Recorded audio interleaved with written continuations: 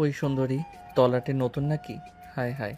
প্রতি উত্তরে মেয়েটা ভ্রুকুচকে তাকায়। এমন রাগী মুড দিলে বুকে লাগে তো। এদিকে আসো। কেন এদিকে আসতে হবে? আসো, তারপরে না হয় দেখা যাবে। আসতে বলছি না আমি? আর কোনো কথা না বলে রাস্তার এই মাথা থেকে রাস্তা পার হয়ে এ মাথায় টঙের একটা দোকানের সামনে এসে দাঁড়ায়। কি বলবেন তাড়াতাড়ি বলেন, আমার কাজ আছে। কাজ তো সবারই আছে, তা এত রাতে এই রাস্তায় আগে তো কখনো দেখিনি। জি, আমি এখানে নতুন এসেছি। নতুন জিনিসের আমদানি। মালটা খুব সুন্দর আছে রে। কি বললেন বুঝতে পারলাম না, কথা ঠিকভাবে বলবেন।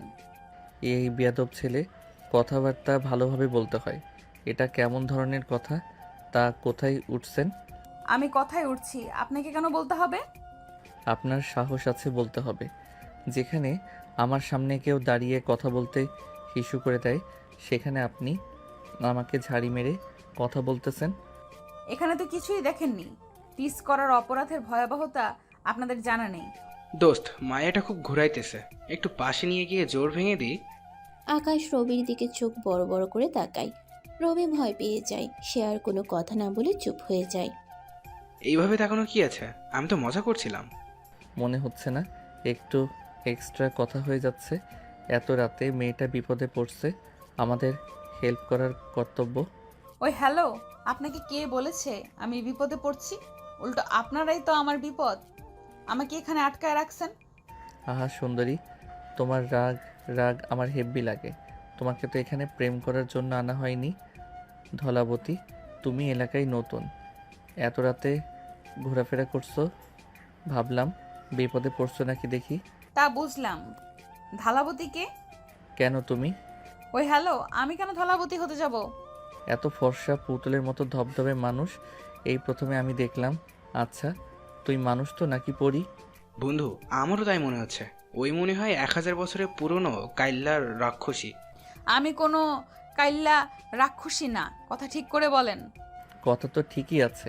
আমরা ওই যে অনেক সিরিয়ালে দেখছি, অনেক ভয়ঙ্কর ভয়ঙ্কর খারাপ রাক্ষসীরা এরকম সুন্দর রূপ ধারণ করে। তাছাড়া রাত 11টার সময় এই রাস্তায় এমন অচেনা মেয়ে, নিশ্চয়ই আপনি কাইলা রাক্ষসী। আপনাদের কথায় আমার কিন্তু রাগ উঠতেছে। আর একটু রাগ ওঠা, আর একটু রাগ ওঠা, তাহলে আসল রূপ ধারণ করবে। সোনালিকা এবার আর নিজেকে সামলাতে না পেরে ঠাস করে রবির গালে একটা থাপ্পড় মেরে দেয়। এই ছেলে তোর সাহস হয় কিভাবে? দোস্ত, বলছিলাম না ওই কাল্লা রাক্ষসী? না হলে আমাদেরকে হাত তোলা সাহস পায়? Gas light? আরে আমি গ্যাস লাইট হতে যাব কেন? গ্যাস লাইটটা আমার কাছে দে। আমি পকেট থেকে গ্যাস লাইট বের করে আকাশের হাতে দিই। আমি গ্যাস লাইটার আগুন জ্বালিয়ে এক ঝাঁপ দিয়ে ওরে চেপে ধরছি। তারপরে লাইটের আগুন ওর হাতের আঙুলে লাগাতে লাগলাম। ওরে আল্লাহ রে, পুরে জ্বলে গেল রে। ছাড়েন ছাড়েন, মরে গেলাম। এবার আকাশের পেটে হাতের কনুই দিয়ে একটা জোরে আঘাত করে সোনালিকা। আকাশ একটু দূরে ছিটকে পড়ে। বন্ধুরে, আমি ঠিক আছি, আমি ঠিক আছি। তারপর তারা দুজন একটু সামনে এসে দাঁড়ায়। ওই লাইটের দিয়ে আমার হাত পুরায় কি করলেন? যাক, অবশেষে প্রমাণ পেলাম যে আপনি মানুষ। দেখতে এতই সুন্দর মায়াবী, কিন্তু গায়ে এত রাক্ষসের মতো জোর কোথা থেকে পাইলেন? তাই তো। আমার মনে হয় সত্যি কাইল্লারা খুশি। না হয়তো এত জোর কোথায় পাবে? আর একবার পরীক্ষা করা যাক।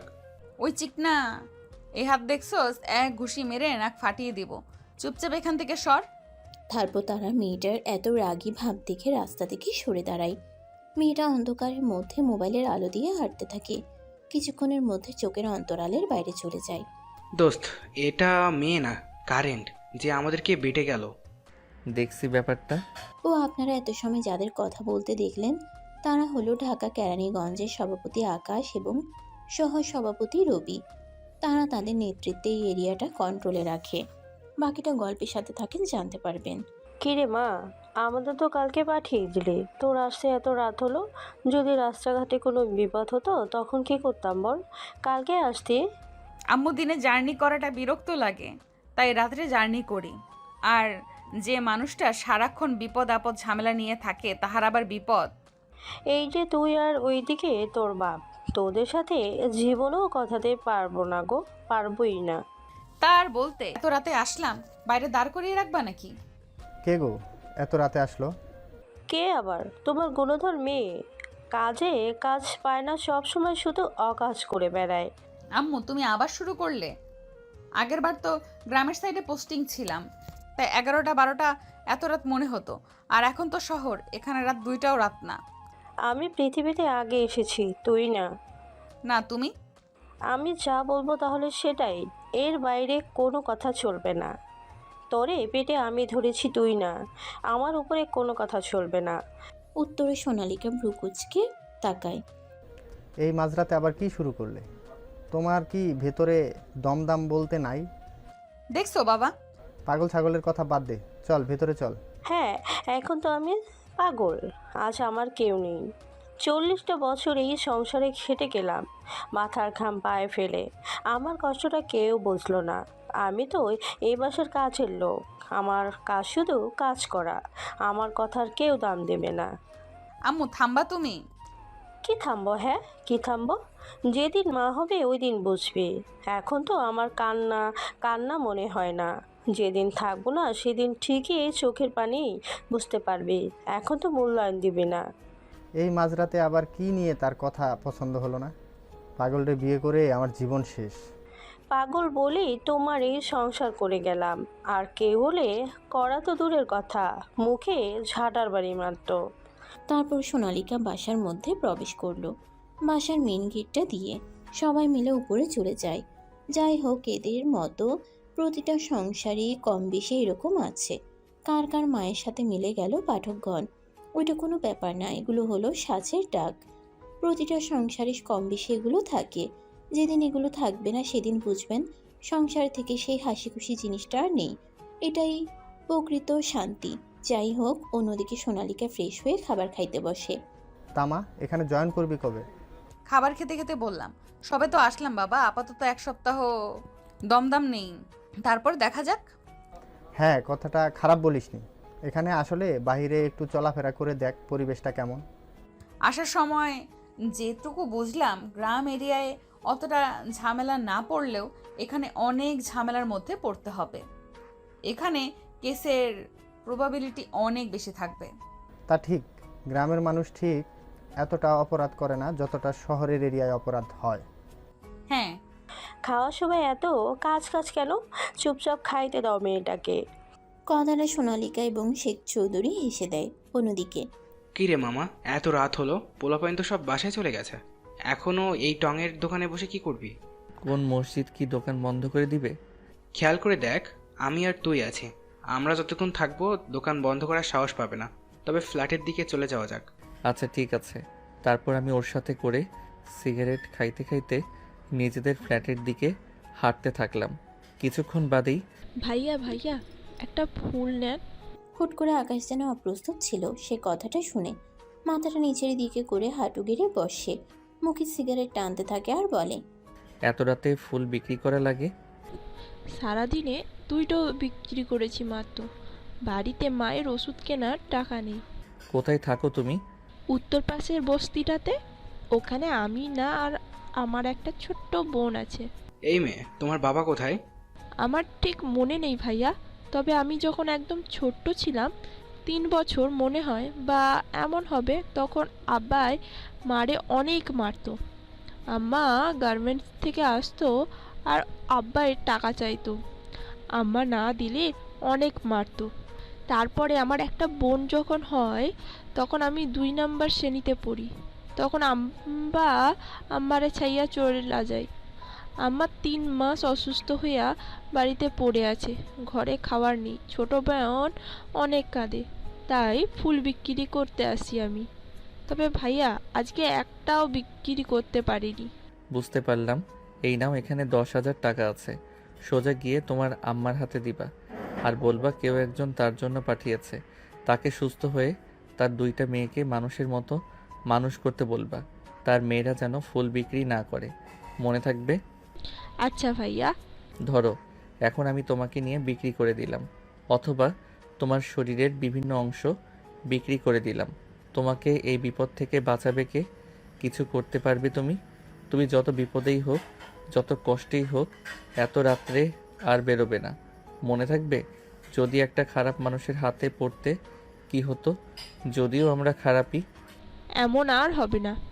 তুমি কি যেতে পারবা নাকি আগাই দিব? না ভাইয়া, আমি যেতে পারবো, সমস্যা হবে না। এই রিক্সা। রিক্সাটা কাছে আসতেই আরে আকাশ ভাই যে, আসসালামু আলাইকুম ভাই। আমি কি কোনো ভুল করেছি? প্লিজ আমাকে মাফ করে দেন। আমি আর জীবনেও রাতের বেলা রিক্সা নিয়ে বেরোবো না। আরে রবি, এই ছেলেটারে চিনিস তুই? আরে উত্তরপাড়া সিদ্দিকের ছেলে। কাছে আসো তুমি। ছেলেটা ভয়ে ভয়ে আমার কাছে আসলো। কিছু কথা বলি, শোনো মন দিয়ে। সিদ্দিক চাচা ভালো আছে? ভালো আছে ভাই, ভালো আছে। বুঝলাম। তুমি রাত্রে রিক্সা নিয়ে বেরোলে আমার কোনো সমস্যা নেই। এই যে বাচ্চাটা, তিনি উত্তরের বস্তিতে নিয়ে যাবি। তারপরে রিক্সাটা এক জায়গায় রেখে ওরে বাসার দরজার সামনে পর্যন্ত আগিয়ে দিয়ে আসবি। যদি কোনো রকম 1 ইঞ্চি ভুল হয়, হাতের রগ কেটে দেব। কি করব? হাতের রগ কেটে দিবেন ভাই? আমি কোনো ভুল করব না। যা ওরে নিয়ে। তারপরে রিক্সাওয়ালা মেয়েটাকে রিক্সায় নিয়ে নির্দিষ্ট গন্তব্যে রওনা দেয়। অন্যদিকে তুই জানিস না ঢাকা শহরের মানুষ কতটা মিথ্যাবাদী? টাকার জন্য এমন কি নাই যে তারা করতে পারে না। পা আছে, এমনভাবে পা বাঁধে মনে হয় প্রতিবন্ধী। তাই কথার মায়ায় পড়ে এতগুলো টাকা। এখন বর্তমান কত বাজে দেখছস? কেন, একটার একটু বেশি। সবারই তো জানের ভয় আছে, তাই না? এত রাতে একটা মানুষের খুব দরকার না পড়লে এগুলো করবে না। আমি ছোট বাচ্চার তো প্রশ্নই আসে না। বুঝতে পারছি, চল বাসার দিকে যাই। তারা গল্প করতে থাকে আর হাঁটতে থাকে। আচ্ছা, এত বড় ফ্ল্যাটে তুই একলা থাকিস, অথচ আঙ্কেল আন্টিরে গ্রামে রাখিস। ব্যাপারটা কেমন দেখায় না? দেখ, শুরু থেকে তোর আব্বু আম্মু রাজনীতির সাথে জড়িত, তারা এই ব্যাপারটা বোঝে, জানেন? কিন্তু আমার বাবা মায়ের ক্ষেত্রে ব্যাপারটা ভিন্ন। এই রাজনীতি কতটা খারাপ এবং ভয়ানক তুই অন্তত জানিস। তাই আমি কোনোভাবেই চাচ্ছি না এর মধ্যে আব্বা আম্মু আসুক। কথাটা খারাপ বলিসনি। আকাশের সাথে গল্প করতে করতে একটু আগাতেই আমি আমার বাড়িতে পৌঁছে যাই। আমি সোজা ওর কাছ থেকে বিদায় নিয়ে কলিং বেল বাজাতে সাজ্জাদ চাচার দরজা খুলে দেয়। আপনারা অবাক হচ্ছেন এত রাতে কীভাবে কলিং বেল দেওয়ার সাথে সাথে দরজা খুলে দেয়। আসলে আমার ফেরার প্রতিটা রাতই এমন টাইমে, তাই তার বিষয়টা মুখস্থ আর কি। যাই হোক, আমি আমার মতো বাসায় ঢুকে পড়ি। ও তো বাসায় চলে গেল, তারপর আমি হাঁটতে থাকলাম। 5 মিনিট হাঁটার পরে আমি আমার নির্দিষ্ট গন্তব্যে পৌঁছে গেলাম। এরপর আকাশ তার বাসায় গিয়ে ফ্রেশ হয়ে ঘুমিয়ে পড়ে। এখানে একা থাকায় সে আর নিজে রান্না করে খায় না, সবসময় বাইরে খাবার খাওয়া হয়। পরের দিন কিরে, আমার ফুলটুসি কই? ভাই এই নেন। গ্লাসে ঢেলে দে, তারপর আমি ঢোক ঢোক করে গিলতে থাকলাম। এভাবে চলে গেল 10টা দিয়ে। ভাই খুব সমস্যা তো হয়ে গেছে। আমাদের যে থানার ওসি ছিল না, ওনার তো ট্রান্সফার হয়ে গেছে। এখন নাকি নতুন একজন আসতেছে। আই এম ডেঞ্জারাস ব্রোকেন, মায়ের ভোগ ব্রোকেন না। 10টা বান্ডিল ফেলে দে, ফুসফুস করে লাইনে চলে আসবে। টাকা দিয়ে যদি হতো তাহলে তো আমি নিজেই দেখে নিতাম। সমস্যা হচ্ছে ওসিটা মেয়ে আর খুব রাগী, আর যেদি নাকি উনি নাকি টাকা পয়সা ঘুষ খায় না, খুব দেমাকি। তাই নাকি? এবার খেলাটা তো জমে যাবে। গান আইলা না নাইয়া, দামা আসমানেরও চাঁদ। ফুলটুসি গ্লাসে দে। বস, সমস্যা তো বড় বেঁধে গেল। ওই যে আমাদের যে কলেজ এবং এরিয়ায় ড্রাগ সাপ্লাই দিতাম না, ওইগুলো তো ওই যে সভাপতি আকাশ আটকে দিয়েছে। এর জন্য তো শান্তিতে কাজ করতে পারি না। ও নাকি আরো লোক লাগায় রাখছে। আমাদের এরিয়ায় নাকি এইসব আর করতে দিবে না। কথাটা শুনে ডেঞ্জারাস ব্রোকেন হাতে থাকা মদের গ্লাসটা একটা আছাড় মেরে ভেঙে ফেলে। কেরানীগঞ্জ ওর বাপের জায়গা নাকি? ওর কথা মতোই সব হবে। ওরে তো দেখবো রে, খুব খারাপভাবে দেখে নেব। আগে এই নতুন ওসিটাকে হ্যান্ডেল করি, পরে ওর ব্যাপারটা দেখতেছি। কথাটা খারাপ বলেননি। যেদিন থেকে ওসিটা জয়েন করবে ওই দিনই আমি আপনাকে খবর দিব। আপনি চিন্তা করবেন না ভাই, আমার লোক লাগানো আছে। আচ্ছা ঠিক আছে। অন্যদিকে কি এত সকালে ডাকলে? আবার পোলাপাইন রেডি করতে বললি? পোলাপাইন কত আনছিস? ওই তো হবে 1-150। দক্ষিণের যে কমিউনিটি সেন্টারের পাশে যে জায়গাটা আছে না, ওই জায়গায় রফিক শালা কন্ট্রাক্টর 10 তলা বিল্ডিং করতেছে। চল, কাজ আছে। এই ব্যাপার, ওই চল সবাই। তারপর লোকজন নিয়ে নির্দিষ্ট জায়গার উদ্দেশ্যে রওনা দেয়। কিছুক্ষণ বাদেই তারা ওখানে পৌঁছে যায়। গিয়ে দেখতে পারে একটা চেয়ারে বসে পান খাচ্ছে আর হিসাব মিলাচ্ছে রফিক। আরে আকাশ ভাই, হুট করে আমার সাথে কে দেখা করতে আসছে? আপনার সাথে দেখা করে জীবনটাকে ধন্য মনে করতেছি ভাই। তা কি খাবেন? দেখেন এই কাজটা তো পেয়ে গেছি। বাব্বা ভালোই তো। তা কত টাকার প্রজেক্ট? আল্লাহ দিলে ভালোই। আমার আয়ত্তে যেটুকু পেয়েছি 10 তলা বিল্ডিংয়ের মধ্যে, তা বইয়ের 40 থেকে 50 হাজার কোটি টাকার প্রজেক্ট বলা যায়। কি বলেন রফির ভাই? 10 তলা একটা বিল্ডিং করতে তো প্রায় 1,20,30,000 কোটি টাকা লেগে যায়। কথাটা আপনি ঠিকই বলেছেন রবি ভাই, তবে সব পার্সেন্ট তো আমার না, আমার ভিতরে যতটুকু ওইটুকুই আর কি বলছি। কত টাকার মধ্যে কাজ করার প্ল্যান করছেন? দেখে শুনে কুমা, সিমেন্ট রড বালি ঠিকঠাক মতো কিনছেন তো? না ভাই, এসব করা যায় নাকি? ওরে আমার লজ্জাবতী চিটার রে, তোমার চিটারি দেখলে তো আমার লজ্জা লাগে। এভাবে সুনাম করবেন না ভাই, আমার লজ্জা লেগে যায় তো। তাই নাকি? তা ফটাফট বেশি না, আমাদের অংশের 5 কোটি রেখে দিয়েন। ক্যাশ দিবেন না ব্যাংক? এত টাকা তো আমার নিজেরই লাভ হবে না। কথা বললেই 1 কোটি করে বাড়বে, 6 কোটি। তুই যে পরিমাণ চিটার আর এমসি কোয়ালিটির লোক, তুই তো অর্ধেক টাকা চুরি করবি এর থেকে। দেখা যাচ্ছে 40 বছরের জায়গায় বিল্ডিংটা 10 বছরে ভেঙে যাবে। আমি চাইলেও তোকে আটকাতে পারলেও বাংলাদেশে আনাচে কানাচে তোর মতো লোক আছে, তাদের কে আটকাবে? আর রাষ্ট্রের বড় বড় জায়গায় থেকে যে বড় বড় চুরিগুলো করে সেগুলো কে আটকাবে? দোস্ত, এত কম টাকা কেন দাবি করলি? ভাই আল্লাহর রাস্তায় কোনো কথা বললেন না, আপনার হাত দুইটা ধরেছি। 6 কোটি আমি পাঠিয়ে দেব। কবে দিবি? আজ রাতে ব্যাংকে গিয়ে ট্রান্সফার করে দিব। তবে এত টাকা একেবারে করতে পারবো না, সন্দেহ করবে। অন্তত 1 মাস সময় লাগবে, একটু একটু করে করব। তবে এক ব্যাংকে অ্যাকাউন্ট করা যাবে না, অন্তত 10টা অ্যাকাউন্ট লাগবে। পরবর্তী 10টা অ্যাকাউন্ট থেকে আপনারা একটা অ্যাকাউন্টে করে নিন। এত হিটলারের বুদ্ধি কই রাখিস তুই? ভাই আপনাদেরই দোয়া। এইটুকু চিটারি না করতে পারলে আছে কি এই পজিশনে বসতে পারতাম? আপনারা জানেন না, ভালো লোকের ভাত নয়, তাই তো চিটার। চুপ কর শালা টাকলা। এই রবি, তোমরা আমার ব্যাংক অ্যাকাউন্ট মিলে 10টা অ্যাকাউন্টের নাম্বার লিখে দে। তারপর আমি অ্যাকাউন্টগুলোর নাম্বার ওর কাছে লিখে দিলাম। ওর কাছে রাত 10টার মধ্যে যেন অ্যাকাউন্টে টাকা পাই, না হলে হাতে কি দেখছিস? ওই দাসা দিয়ে তোর বিচি কেটে নেওয়া হবে। তারপর তারা সবাই ওখান থেকে তাদের পার্টি অফিসে চলে আসে। শোন, বাইরে যে পোলাপাইন আছে ওদের মাঝে 1 কোটি ভাগ করে দে। দোস্ত, মাথা পিছু 80-90 হাজার করে পাবো, এত টাকা দেওয়া ঠিক হবে? ভেতরে তো আমরা ডিল করেছি, ওরা দেখেনি কত কি কেমন হয়েছে। এত বড় একটা রাজনীতি করে এতটুকু মাথায় ঢোকে না? ওদের এভাবে টাকা পয়সা না দিলে হাতে থাকবে? অন্যরা টাকার লোভ দেখায় যদি, আর পোলাপাইন হাতে না থাকলে কিসের রাজনীতি আমাদেরকে ভয় পাবে? কথা অবশ্য খারাপ বলিসনি। তারপর এভাবে দেখতে দেখতে 2 দিন চলে যায়। এই 2 দিনে 1 কোটি টাকা তুলে তাদের লোকেদের মধ্যে সমানভাবে ভাগ বাটোয়ারা করে দেয়। এখন বুঝলাম কেন একজন রাজনীতির নেতার পিছনে একটা মানুষ কুত্তা হয়ে থাকতেও পছন্দ করে, কুত্তার মতো পিছনে পিছনে ঘুরে। যাই হোক, গল্পে ফেরা যাক। কিরে বান্ধবী, কেরানীগঞ্জ যাচ্ছিস আর আমারে খবর দিলি না? আরে হুট করে এখানে ট্রান্সফার হয়ে গেছে, কি করণীয় ছিল বলো? বুঝতে পারছি, দেখা তো করতেই পারিস। হ্যাঁ, তা তো অবশ্যই করা যায়। আমি তো এখন বাইরে আছি, জরা ব্রিজের সামনে যে মার্কেট আছে না, ওই জায়গায়। কি বলি তুই? আরে ওখান থেকে তো আমার বাসা 2 মিনিটের রাস্তা, তুই ওখানে দাঁড়া, আমি আসতেছি। তারপর আনিকার কোনো কথা না বলার সুযোগ দিয়ে কল কেটে দেয়। সোনালিকা ওখানে দাঁড়িয়ে কিছুক্ষণ অপেক্ষা করতে থাকে।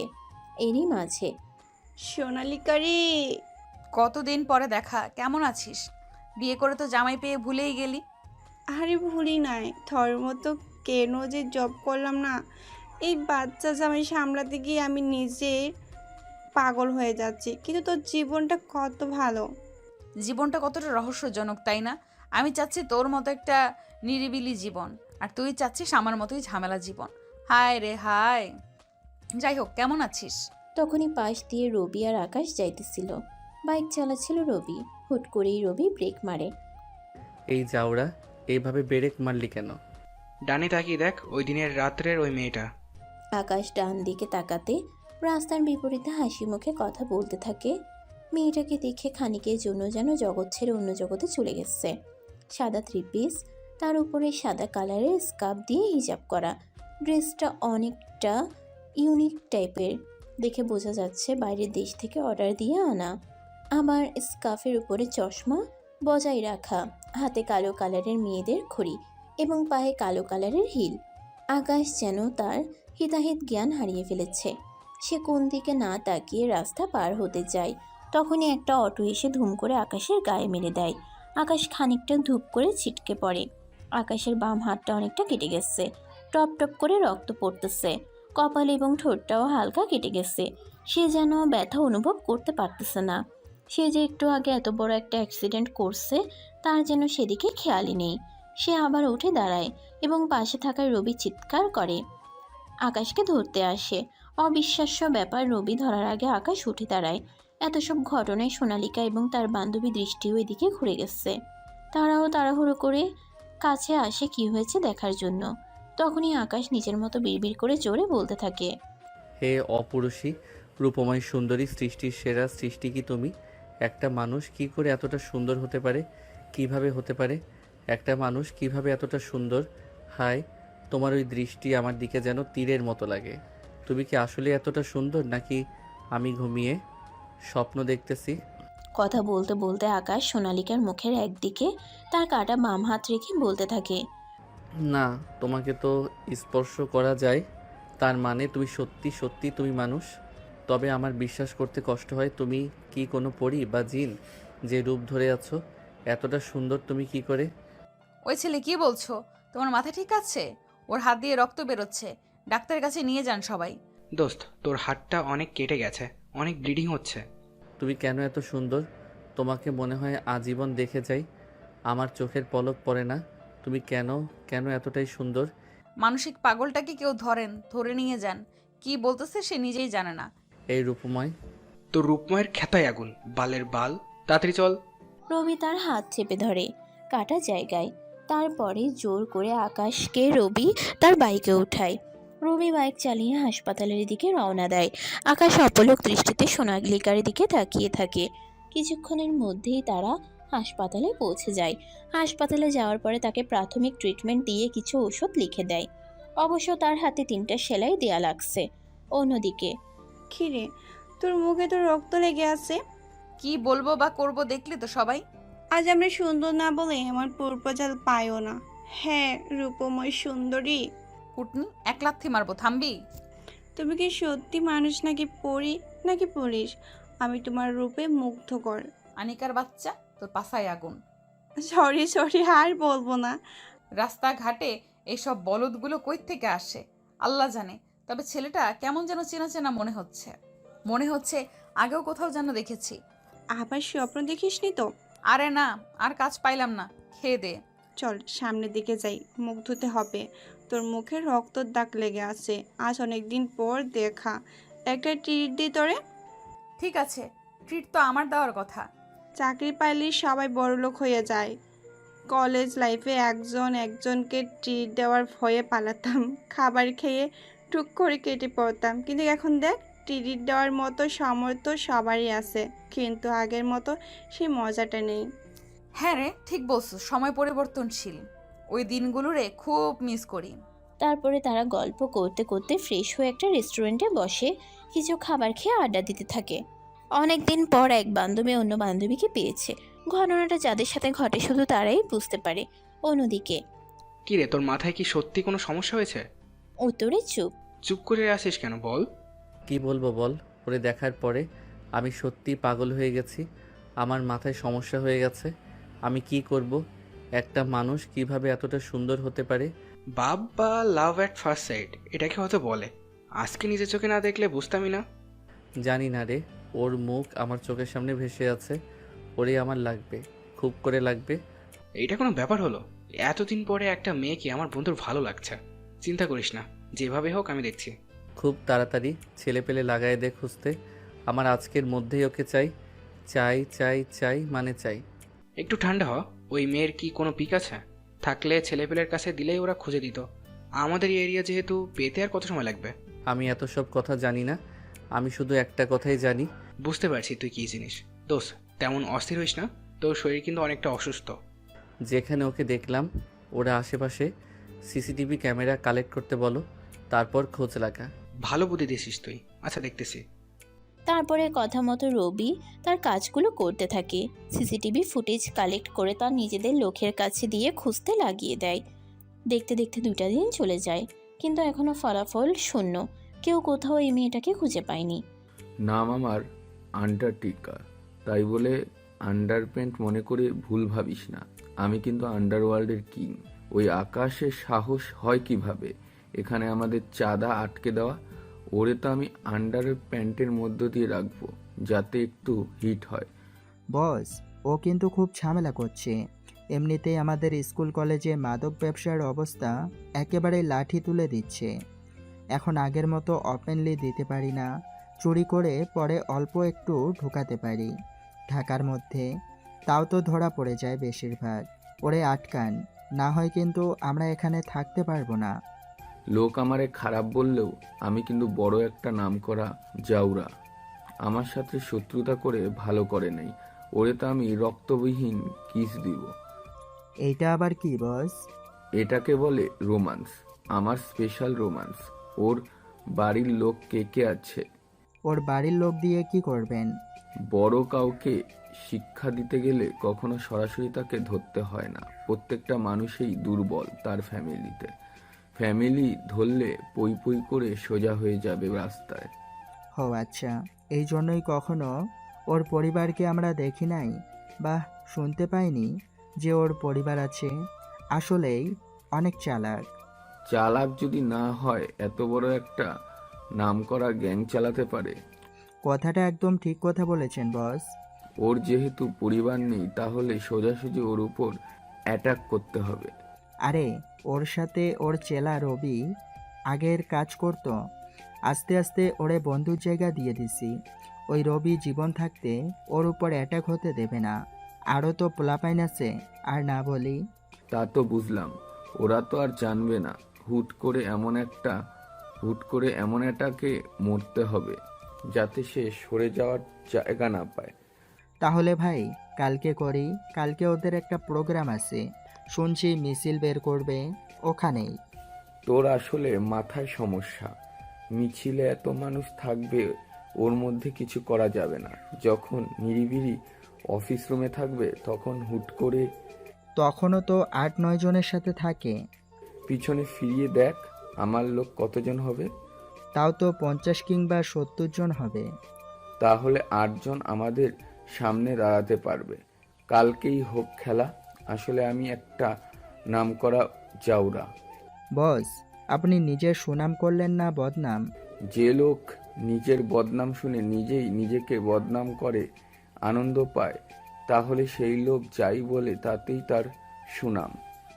আপনার থেকে অনেক কিছুই শেখার আছে। তা তো ঠিকই, এত বছর কি বাল শিখতে পারলি? বস, একটা সমস্যা হয়েছে। এত বড় মারামারি হবে, আগের ওসি থাকলে কিছু টাকা পয়সা দিয়ে সেটিং করতে পারতাম। কিন্তু কালকে তো যতটুকু আমার কাছে খবর আছে, ওই বলেছিলাম না ওই মহিলা ওসি জয়েন করবে। মাইয়া মানুষের কাজ রান্না বান্না করা, এইসব দেখলে তারা ভয় পাবে, কিছু করতে পারবে না। বাদ দে তো। তাহলে আমি এদেরকে নিয়ে সব কিছু প্ল্যানিং করে ফেলি। সব কিছু প্ল্যান করে আমাকে জানা, তারপর যেখানে যেখানে ভুল আছে আমি এগুলো ঠিক করে সাজিয়ে দিচ্ছি।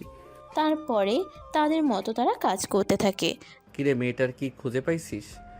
না রে, অনেক খুঁজেছি, পাইনি তো। তোরা বাল একটা কাজেরও না। একটা মেয়ে কি হাওয়া হয়ে যাবে যে তারে খুঁজে পাবি না? আরে খুঁজছি তো, পেয়ে যাব, আর একটু সময় দে। আচ্ছা, কালকে মিছিলের কি করবি? আমার মন মেজাজ ভালো না, তোরা গিয়ে মিছিলটা করে আয়। তুই না গেলে তো হবে না। সবাই তো মিছিল দেখে না, দেখে যে মিছিলে কে কে আছে। আচ্ছা, পোলাপাইনদের সব রেডি রাখিস, বাকিটা দেখবো নে। তারপরে রবি তার মতো সব কিছু গোছাতে থাকে মিছিলের জন্য। অন্যদিকে আকাশ এক চেয়ারে বসে উদাসীন হয়ে কি ভাবতে থাকে। এভাবে দেখতে দেখতে দিনটা কেটে যায়। পরের দিন সুন্দরভাবে মিছিলটা সবাই মিলে পরিপূর্ণ শেষ করে। মিছিলের সময় আশেপাশে অনেক পুলিশ ছিল যাতে কোনো বিশৃঙ্খলা না হতে পারে। মিছিল শেষ করে যে যার মতো চলে যায়। অন্যদিকে আকাশ, রবি এবং তাদের কিছু কাছের বড় নেতা কর্মীরা তাদের অফিসে বসে রেস্ট নিতে থাকে। তখনই কোথা থেকে কারা যেন এসে উড়াধুরা রুমটাকে লক্ষ্য করে গুলি করতে থাকে। উপায়ান্তর না পেয়ে যে যার মতো এদিক ওদিক পালাতে থাকে। দোস্ত, আমাদের উপর আক্রমণ হয়েছে, তুই আমার সাথে আয়। আরে সবাইকে রেখে কোথায় যাব আমি? আমি আছি না, এই দিকটা আমি সামনে নেব। তোকে ওয়াশরুমে ঢোকার লক করে রাখি, তুই ভেন্টিলেটর দিয়ে উপরে উঠে বসে থাকবি। তোর কি মাথায় সমস্যা? আমি যদি এখান থেকে সরে যাই ওদের সাথে পারবে? ওরা সংখ্যায় কত দেখেছিস? কিছুক্ষণ আগে মিছিল শেষ হলো, সবাই এখনো বাসায় যায়নি। আমি সবাইকে ইনফর্ম করে দিচ্ছি, ওদের আসা পর্যন্ত তোকে লুকিয়ে থাকতে হবে। এই আকাশ কখনো কাউকে ভয় পায় না। আজকে অ্যান্টার্কটিকার একদিন কিংবা আমার একদিন। অনেক সুযোগ দিয়েছি, ড্রাগস দিয়ে পুরো কিশোর বাচ্চাদেরও ধ্বংস করে দিচ্ছে। অনেক ছাড় দিছি, আজকে আর ও বেঁচে থাকবে না। বাস্তবতা আলাদা, এখানে এভাবে গোলাগুলি হলে তোর গায়ে লেগে যেতে পারে, তুই একটু সেফ। আলবাবা মতিঝিল, সবাই ভালোবাসে আমাকে জাউরা বলে। আহো রোমান্টিক জাউরা। আমি না অনেক রোমান্টিক, বিশ্বাস করো সোনা পাখি। তবে রোমান্টিকতার পাতায় আজকে আকাশ সোনা তুমি বাঁচতে পারবে না। আজকে তোমার বন্দুকের নল দিয়ে ইষ্টু ইষ্টু ফুটো করে দেব। খুব বেশি ব্যথা পাবা না, অল্প ব্যথা দিব, হুশ করে মরে যাবে। জীবনে অনেক জ্বালাইছিস, এতদিন তোকে সুযোগ দিলেও আজকে তুই বেঁচে যাইতে পারবি না, তোর চ্যাপ্টার এখানেই শেষ। সিংহ যখন কথা বলে পাশ থেকে কুত্তার বাচ্চাকেও ঘেউ ঘেউ করতে হয় না। এটা আইন পরিপন্থ। এর একমাত্র শান্তির পরিচয় সিল মেরে দেওয়া। ওহ বস, যত দেখি আপনার উপরে ততই ফিদা হই। শালারে এখনই মেরে দেই। দেখা যাবে কে কাকে আগে মারবে। আরে ও মন্দির পুত, গলাগলি না থামালে এত সময় তো ফুটিস হয়ে যাইতি। তোদের জন্য স্পেশালভাবে ১,৫০০ রাউন্ড আনা হয়েছে। এই দেখ, মাঝে একটা দাগ দিয়ে দিলাম। এই দাগের এই সাইডে আমাদের পিছনে তাকিয়ে দেখ কত। আর তোর দিকে মাত্র ৬ জন, ৩ জন তো আগেই কেল্লাফতে। আমি কিন্তু আমার আপন মানুষের মৃত্যুর হিসাব বাকি রাখি না, সব সমান সমান করে দেই। তাই বুঝি সোনা? আসো একটা উম্মা দিয়ে দিই। বন্দুকের নল দিয়ে দেবো নাকি ঠোঁট? তুমি নিঃশ্বাস নিতে পারলে তো দিতে পারবে। ওই শালা ভয় পায় না কেন? এত এত অ্যাটিটিউড কই থেকে পায়? একটু পর এদিক থেকে সেদিক হলে যার অস্তিত্ব থাকবে না, সে কিভাবে এতগুলার উপর করে কথা বলতে পারে? পৃথিবীতে দুইটা জিনিস মনে রাখবি, একটা জিনিস তুই, আরেকটা জিনিস তুই। মানে? রবি এবং সবাই মাথা নিচু করো। কথাটা বলতেই রবি এবং তার পাশে থাকা ৫ জন ফ্লোরে শুয়ে পড়ে। আকাশ পাশে তার পায়ের কাছে একটা সুইচ টিপে দিতে নিচের ফ্লোর ফাঁকা হয়ে নিচ থেকে বড় একটা মেশিন গান উঠে আসে। কোনো কথা না বলে মেশিন গান দিয়ে ঝরঝর করে গুলি করতে থাকে। সেকেন্ডের মধ্যে সবার বুক A4 থেকে চিরে O4 হয়ে যায়। এভাবে 2টা মিনিট চলে যায়। আকাশ বড় আর্টিলারি মেশিন গানটা রেখে আন্টার্কটিকার সামনে গিয়ে দাঁড়ায়। ইতিমধ্যে আন্টার্কটিকার প্রায় 2টা গুলি লেগেছে। এবার সংখ্যা কত? ভাই, আমাদের ভুল হয়েছে, মাফ করে দেন। আর কখনো এমন হবে না। একটু আগে না খুব ফটর ফটর করছিলে? আকাশ চুপচাপ আন্টার্কটিকার সামনে গিয়ে পায়ে ঠাস ঠাস করে আরো 2টা গুলি করে দেয়। ভাই আমাকে মাফ করে দেন, আমি আর জীবনে এসব করব না। আমার আর মুখ দেখবেন না, আমি সব কিছু ছেড়ে ভালো হয়ে যাব। আমার জীবনটা ভিক্ষা দেন। এরিয়ার কোনোভাবে সুযোগ দেওয়া যাবে না। এসব মানুষ কখনো ভালো হবার মতো না, এরা এমন মেন্টালিটির মানুষ না। সত্যি আমরা ভালো হয়ে যাব। আমাদের ছেড়ে দিন। তোদের আজকে থাম তুই। আজকের পরে যদি ঢাকা শহরে কখনো তোদের মাদক সাপ্লাই করতে দেখি, আজকে পাই গুলি করছি, কাল সরাসরি বুকে করব। মনে রাখিস, মাপ চাওয়ার মতো আর সুযোগটা পাবি না। তখনই ফোর্স চারদিক থেকে ঘিরে ফেলো। কথাটা শুনে পুলিশের টিম ফোর্স চারদিক থেকে সব ঘিরে ফেলে। শুনলাম এই শহরে বড় মাফিয়া হয়ে গেছিস তোরা। আমার জয়েনের প্রথম দিনই এইভাবে গোলাগুলি শুরু করলি? এই রে, তোরা করছিস কেন? তোরা করছিস কি? এতগুলো জীবন তোরা নিয়ে নিলি? তোরা কি নমরুদ নাকি? তোদের মায়া দয়া নেই? কিভাবে পারলি? এদেরও তো বাচ্চা আছে, মা আছে, সংসার আছে। তোদের হাড্ডি থেকে মাংস খুলে নিব আমি। দোস্ত, সেই মেয়ে। কথাটা যেন আকাশের কানেই যাচ্ছে না। অবলোক দৃষ্টিতে সোনালিকার দিকে তাকিয়ে আছে। কিছু সেকেন্ড বাদে যে চোখের পলক ফেলতে হয় সেটাও যেন সে ভুলে গেছে। অপলক দৃষ্টিতে তাকিয়ে, ম্যাডাম, আমরা মারিনি। ম্যাডাম দেখেন আমার পায়ে কতগুলো গুলি করেছে, অন্যায় ভেবে কিভাবে আমাদের সবাইকে মেরে দিল। এটাই কি আমাদের দেশ? এমন স্বাধীনতাই কি আমরা চেয়েছি? কোথায় আইন ব্যবস্থা, কোথায় প্রশাসন? আহারে, কুত্তার লেজ কখনো সোজা হয় না, আর তোরা কখনো সোজা হবি না। ম্যাম, এরাই আক্রমণ করতে আসছিল, আমরা শুধু আত্মরক্ষা করেছি। হত্যা অপরাধী হত্যা, এর বাইরে কিছুই নেই। আত্মরক্ষা করতে গিয়ে এতগুলো মানুষ হয়ে যাবে। আপনারা পুলিশকে কল দিতেন। আমাদের কেন বাইরে থেকে কল দেওয়া শুনে আসতে হলো যে ম্যাডাম ভেতরে অনেক গুলাগুলি হচ্ছে? ম্যাডাম, বোঝার চেষ্টা করেন, বিষয়টা ভিন্ন। আরে এইটাই সেই ছেলেটা না? ওই দিন আমার সামনে অ্যাক্সিডেন্ট তুমি করেছিলে না? সে নির্লজ্জ বেয়াদবটা আজও কেমন ক্যাবলা কান্তের মতো তাকিয়ে আছে। এক থাপ্পড় দিয়ে দাঁত ফেলে দিব, দাঁত ভেঙে ফেলবো। প্রতি উত্তরে কোনো কথা না বলে আকাশ অপলক দৃষ্টিতে তাকিয়ে আছে। এবার আর সোনালিকা সহ্য করতে না পেরে, এমনিতে তার মাথা গরম ছিল, গিয়ে ঠাস করে আকাশকে একটা থাপ্পড় মেরে দেয়। এই বেয়াদব কোথাকার, তোর বাড়িতে মা বোন নেই? কথা শেষ নাই হতে আকাশ তার হাতটা দিয়ে তার মুখে হাত দিয়ে কপালে একটা চুমু এঁকে দেয়। এটা কি হলো? তুমি কি করে এতটা সুন্দর হতে পারো? হ্যাঁ প্রিয়সী, কি করে পারো তুমি এতটা মায়াবী হতে? কখনো কোনো মেয়ের প্রতি আমার বিন্দুমাত্র আগ্রহ জাগেনি, কিন্তু তুমি আমাকে কি বাঁধনে বাঁধিলে যে তোমার প্রাণে নাহি চোখ সরানো যায়। তোমার জন্য আজ কিঞ্চিত সময় কবি হতে ইচ্ছে করে। এতটা সুন্দর কেমন করে হে অপরূপসী রূপময় সুন্দরী বালিকা, দুর্দশা মায়াবী। আর কি বলে আমি তোমাকে সম্বোধন করব? কি বললে আমি আমার মন উজাড় করে তোমাকে সবটা বলতে পারবো? কি বললে, কি করে আমি আমার সব কথাগুলো তোমাকে শোনাতে পারবো? এই খুনি ছেলে, কথা ঠিক করে বলবি। তোর মতো কিশোর গ্যাংয়ের লিডাররা কখনো ভালো হতে পারে না। তোরা 1-2-তে মানুষ মারিস। ম্যাডাম, ও তো বেজন্মা, ওর জন্মের ঠিক নেই। পাড়ায় পাড়ায় টিপ মেরে ওরে জন্ম দিছে ওর মা, তাই মেয়েদের দেখলে এসব কথা বলে। কথাটা শুনে আকাশের যেন রক্ত মাথায় উঠে পড়ে। সে আর নিজের মধ্যে নিজেকে খুঁজে পায় না, এক হিংস্র বাঘে রূপান্তরিত হয়ে যায়। কোনো ছেলেই হয়তো তার সামনে তার মা বাবাকে নিয়ে এমন কথা বললে সহ্য করতে পারবে না। আকাশেও তার বেলায় একই রকম। আশেপাশে এতগুলো পুলিশ ফোর্স, তারপর আকাশ দৌড়ে গিয়ে ওর গলা টিপে ধরে, ধরে এসে ধরে ধরে দেওয়ালে চেপে ধরে। দেওয়ালে চাপতেই সাথে সাথে সব পুলিশ ফোর্স সবাই মিলে আকাশকে ছাড়ানোর চেষ্টা করে, তবে কিছুতেই কোনো কিছু হয় না। এভাবে 5টা মিনিট চলে যায়। এই 5 মিনিট সামনে থাকা ছেলেটা দুনিয়ার মায়া ত্যাগ করে চলে গেছে, তাও তার ডেড বডি ওভাবে চেপে ধরে আছে, আর হিংস্র বাঘের মতো গর্জন করতেছে আকাশ। হেই এই একটা সময় অবস্থা বেগতিক দেখে সোনালিকা আকাশের সামনে গিয়ে তার গলা চেপে ধরে এক ধাক্কা মারে। কিছুটা দূরে ছিটকে পড়ে আকাশ। তখনই আকাশ আবার ছুটে যাবে ওই মেয়েটাকে থাপ্পড় মারতে, হাত উপরে তোলে। এরপর যখন দেখে সোনালিকা হাতটা সে নামিয়ে ওই জায়গায় বসে পড়ে আর মা মা বলে চিৎকার করতে থাকে। মা, মা গো, ও মা। আকাশ, কথাটা বলেই দৌড়ে গিয়ে রবি আকাশকে জড়িয়ে ধরে। সময় নষ্ট না করে সোনালিকা সবাইকে হ্যান্ডকাপ পরিয়ে দেয়। তারপর সবাইকে নিয়ে যখনই বাইরে বেরোবে তখনই সোনালিকার ফোনে কল আসে। হ্যালো, তুমি কি সোনালিকা বলতেছো? এই থানার ওসি বর্তমান। জি, আমি সোনালিকা বলতেছি। আমি এএসপি প্রকাশ চৌধুরী।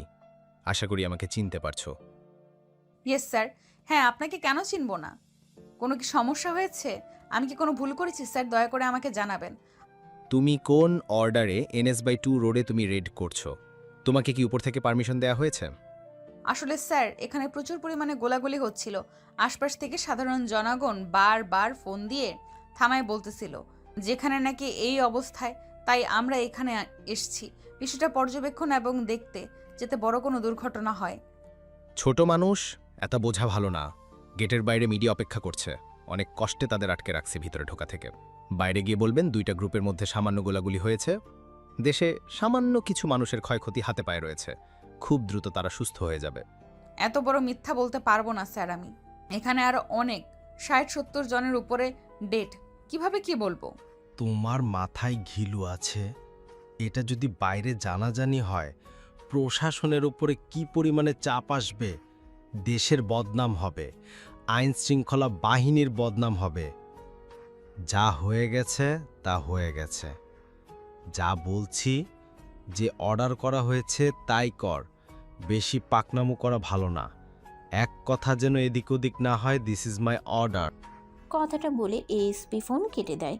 বাধ্য হয়ে ইচ্ছা থাকা না সত্ত্বেও সোনালিকা বাইরে গিয়ে যেমন বলছে মিডিয়ার কাছে ঠিক তেমনই ঘটনা উপস্থাপিত করছে সোনালিকা। তার বিবেক হাজারবার বাধা দিচ্ছিল, হাজারটা গিল্টি ফিল হচ্ছিল, তারপরও উপর থেকে অর্ডার, তার কিছু করার নেই। সে চুপচাপ জায়গাটা সিল করে দেয়, সাধারণ মানুষের প্রবেশ নিষেধ। সে তারপরে তার পুলিশ অফিসারদের লাশগুলো গোপনে সরিয়ে ফেলার পারমিশন দিয়ে চুপচাপ আকাশ এবং তার কিছু লোক এবং যাদের গ্রেফতার করছে সবাইকে পুলিশ ভ্যান গাড়িতে তুলে থানায় নিয়ে চলে যায়। এভাবে চলে যায় কিছুক্ষণ। দেখতে দেখতে ওই দিন রাত চলে যায়। পরের দিন এ কি কারা দেখছি মুই আপনি এখানে? প্রতি উত্তরে নিশ্চুপ। কি হলো, কথা বলেন না কেন ভাই? নতুন ওসি আসার পরে কি আপনার পাওয়ার কাজে লাগেনি? এবার তো শুনছি একটা দুইটা না 50টার উপরে মার্ডার করছেন, গরম আন্ডা দিবে এবার। তুই আমারে চিনিস? ভালো করে চিনি। আমার সাথে এভাবে কথা বলার তোর ভিতর থেকে সাহস হচ্ছে? আরে ভাই রাগ করেন কেন, আমি তো মজা করছি। তাই বুঝি? তোদের ম্যাডাম কখন আসবে? কেন, তার ডিউটি টাইম 9টার দিকে। ও আচ্ছা। ভাই কিছু লাগলে বলবেন। ফোন আছে না, ফোন দে। এখন আবার ফোন দিয়ে কি করবি? কেন, বউ নিয়ে বাসর করব? তাহলে তোর কি মনে হয় এখন কি করতে পারি? ভাই এই যে ফোন নেন। আকাশ ফোনটা হাতে নিয়ে একটা নাম্বারে ডায়াল করে কল দেয়। কিছুক্ষণ কলটা বাজতে রিসিভ হয়। কে রে? আকাশ। গ্যাংস্টাররা আমার ফোনে কল করে, পাওয়া যায়?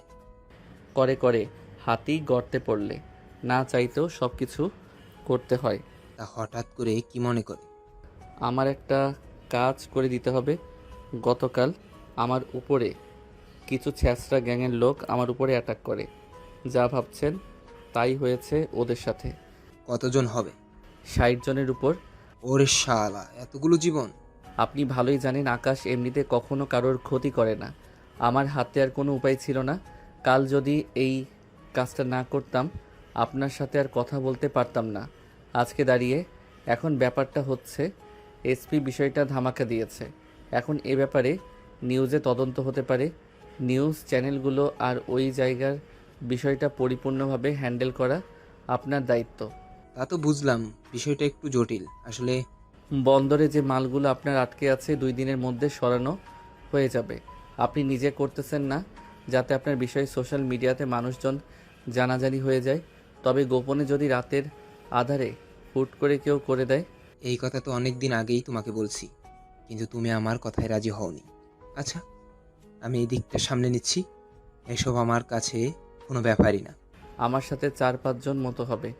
এদেরকে 2 ঘন্টার মধ্যে সারানোর ব্যবস্থা করো। আর আমাকে আপাতত কিছুদিন এখানে রেখে দাও, কোনোভাবে যেন আমাকে অন্য জায়গায় ট্রান্সফার বা চালান করা না হয়। সবাইকে বের করে দিতে বলতেছো, অথচ তুমি নিজে ইচ্ছা করে জেলেই থাকবে। ব্যাপারটা আমার কাছে কেমন লাগছে? সবার আগে তো তুমি বেরোতে। আর কোনো কথা না, আমি যা বলছি তাই হবে।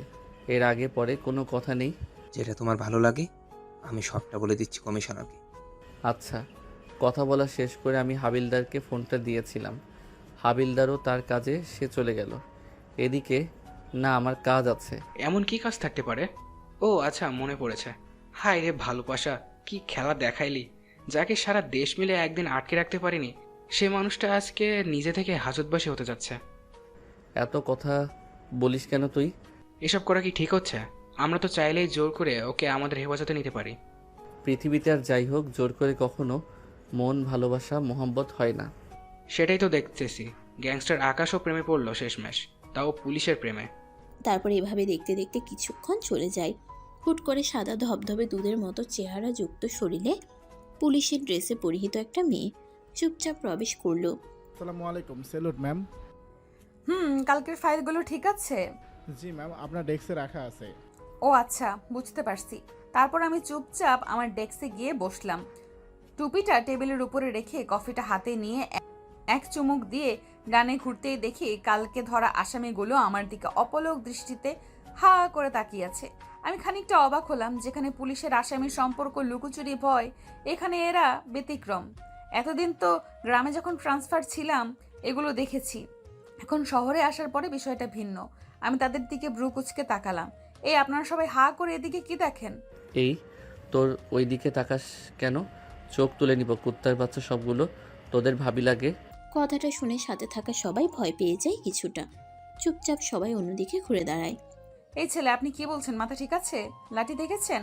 মায়ের কিন্তু একটাও মাটিতে পড়বে না। আপনাদের মতো গুন্ডাগুলোকে যে কেন প্রশ্রয় দেয় উপর মহল, আল্লাহ পাক উনি ভালো জানেন। সোনা পাখি, এগুলো রাজনীতির খেলা। তোমার মতো গোলুমুলু বাবু কি এগুলো বোঝে? বোঝে না তো। তারা যদি আমাকে প্রশ্রয় না দেয়, তাদের কাজ কে করে দিবে? তাদের ভোটের ব্যবস্থা কে করে দিবে?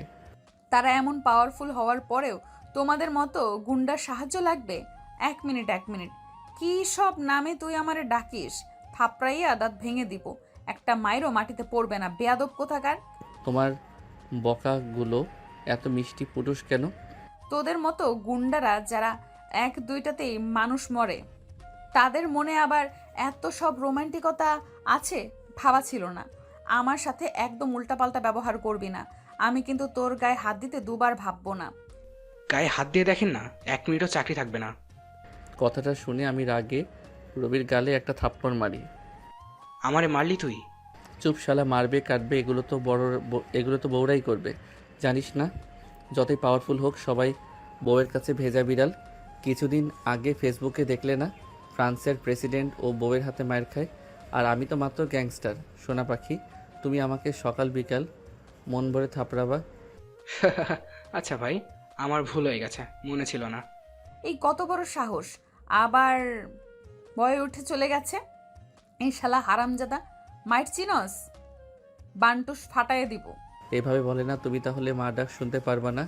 এদের কথাবার্তা শুনে সোনালিকার রাগ যেন মাথায় উঠে গেছে। রাগে কটকট করতেছে, দাঁতে দাঁত চেপে নিজেকে কন্ট্রোল না করতে পেরে সে লকআপের কাছে গেছে। ঘুষি দেখছো? এক ঘুষিতে নাক ফাটায় দিব। এই সবাই চোখ বন্ধ করো তো। এই নাও, আমি মুখ আগেই দিছি, তুমি কারোর কথাই কান দিও না। মনের মতো থাপ দাও তো, ঘুষি মারো, যাতে তোমার চিহ্নের দাগ নাকে লেগে থাকে। তুই শালা সাইকো নাকি? দাঁড়া, তোর একদিন কি আমার একদিন। কথাটা বলেই আমি লকআপের ভেতরে হাত দিয়ে যেই না বক্সিং দিতে গেছি, পোলাটা আমার হাতটা চেপে ধরছে। সোনালিকার হাত চেপে ধরে গুনে গুনে 5টা চুমু দেয় আকাশ। তারপর মা, এত নরম গোলুমলু হাত মারার জন্য, মাথায় হাত বুলিয়ে দেওয়ার জন্য ব্যবহার হয় পাগলি। তবে মাঝে মাঝে তুমি চাইলে আমারে কেলাইতে পারো, তবে একটুখানি। তবে কাউকে বলা যাবে না, না হলে সবাই বলবে দেশের সর্বোচ্চ গ্যাংস্টার আকাশ চৌধুরী ফ্রান্সের প্রেসিডেন্টের মতো বউয়ের হাতে মাইর খায়। এই পোলা, তুই কি ভালো হইতি না? তোমাকে দেখার পরেই তো খারাপ হয়েছি। আমি কি করব? এইসব ঢঙের কথা বাদ দে, আমি কিন্তু পুলিশ ডাকবো। ডাকো পুলিশ, দেখি পুলিশ আমার কি করতে পারে। পুলিশ বাঁচাও, বাঁচাও আমাকে। আরে ধুর, আমি নিজেই তো পুলিশ। কথাটা শুনে সবাই হু হু করে হেসে দেয়। এই একটুও হাসবি না, দাঁত ভেঙে দিব। জীবনে অনেক তেরাকে আমি সোজা করেছি, কিন্তু তোমার মতো বেয়াদব একটাও দেখিনি। দেখুন তো কি হয়েছে জানেমান, এখন থেকে রেগুলার আমার এই মুখটা দেখবা। তোর মুখে ইঁদুর ছেড়ে দিব না, ধরো দেলা পোকা। তোমার যা ইচ্ছা করিও, সবার জন্য গ্যাংস্টার হলেও আমি তোমার জন্য ভিজা বিড়াল। আমার কিন্তু ধৈর্যের বাঁধ ভেঙে যাচ্ছে। আমার কিন্তু ধৈর্যের বাঁধ শক্ত হচ্ছে। লিমিট ক্রস করলে কিন্তু ভালো হবে না। লিমিট ক্রস করলে কিন্তু আরও অনেক অনেক ভালো হবে। ভালোবাসা বাড়বে, মোহাম্মত বাড়বে, বুকের মধ্যে পাকুম পাকুম বাড়বে। এত কথা কই থেকে শিখছিস তুই? এত কথা ভালোবাসা থেকে শিখছি। তোর ভালোবাসার খেতায় আগুন। আমার জামাই আছে, আমি বিবাহিত। কথাটা শুনে আশেপাশের সবাই যেন কিছু সময়ের জন্য থমকে যায়, একে অপরের দিকে তাকাতাকি করতে থাকে। এর মাঝেই হুট করে যাকে ভালোবাসি তার ব্যাপারে খোঁজ নেব না, তা এ কি হয়? তোমার 10টা জামাই থাকলেও তুমি আমার সোনা পাখি। সত্যি আমি বিবাহিত। আরও 2টা করো না, তাতে আমার কি সমস্যা? আমার সমস্যা হচ্ছে তোমাকে ভালোবাসি, এখানে তো বিবাহ সম্পর্ক নেই। বুঝলাম না তো ব্যাপারটা। বুঝলাম তো আমি ব্যাপারটা, বলতেছি যে ম্যাডাম, এত সুন্দর করে মিথ্যা বললে সবাই বুঝে ফেলবে। একটু শক্ত করে বলো যাতে সবাই বিশ্বাস করে। যাকে ভালোবাসবো সে বিবাহিত কিনা এইটুকু অন্তত খবর কি আমি নিব না? তুই আমার ব্যাপারে খোঁজ খবরও নিয়ে নিয়েছিস? যথা আজ্ঞা মেরে পেয়ারকা বাচ্চার মা। তোর মুখে ঝামা ঘষে দেব শালা হারামখোর। কিছু আটকা না তোর মুখ দিয়ে, যা আসে তাই বলিস। কি মধুর বকা দিলে গো, আমার বুকের মধ্যে লাড্ডু ফোটে। ওরে আমি পাগল হয়ে যাব, কেউ আমাকে ধরো। ম্যাডাম কোনো সমস্যা হয়েছে কি? এদের লকাবে ঢুকে এমন মাইট দিব যেন আজীবন মনে থাকে। This is my order.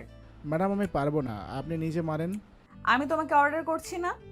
এনাদের বাদে অন্য কাউকে বলেন মারতেছি। এনাদের মারলে বাইরে বেরোলে আমার টুনটুনি কেটে দিবে।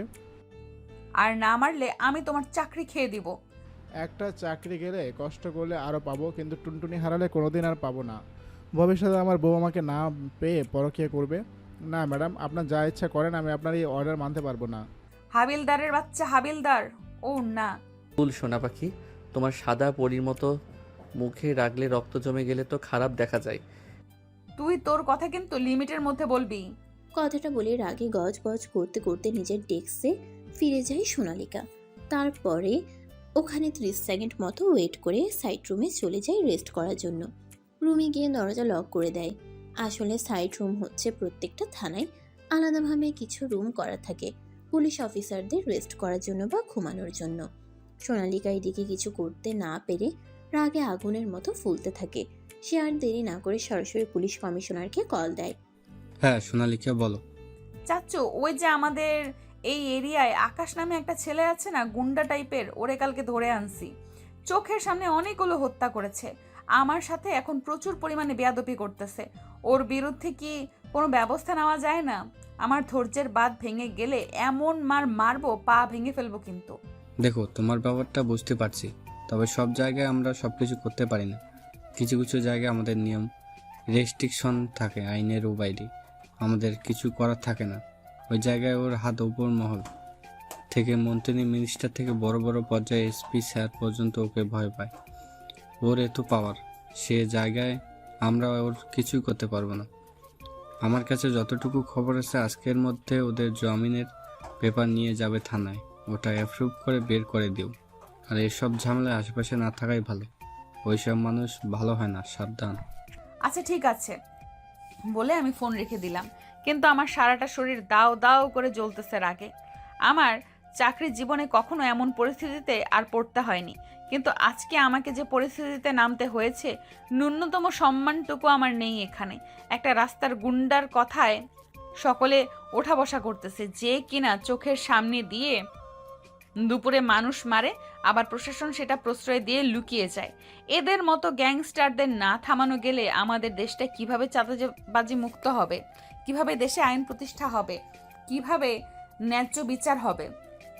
এরা থাকলে তো কখনো ন্যায় বিচার সম্ভব না। কি যে একটা অবস্থা। এভাবে দেখতে দেখতে 5টা ঘন্টা চলে যায়। 5 ঘন্টা পর থানায় যৌথ নিয়মে কিছু লোক নিয়ে তাদের মধ্যে প্রবেশ করে, আর থানার বাইরে শত শত লোক মিছিলে আকাশের নামে স্লোগান দিতে থাকে। এরই মাঝে একজন উকিল কিছু পেপার বের করে। ম্যাডাম, এই যে ওনাদের জামিনের একেবারে উপরের কোর্ট থেকে অ্যাপ্রুভ করে দিয়েছে, খুব দ্রুত ওদের ছেড়ে দিন।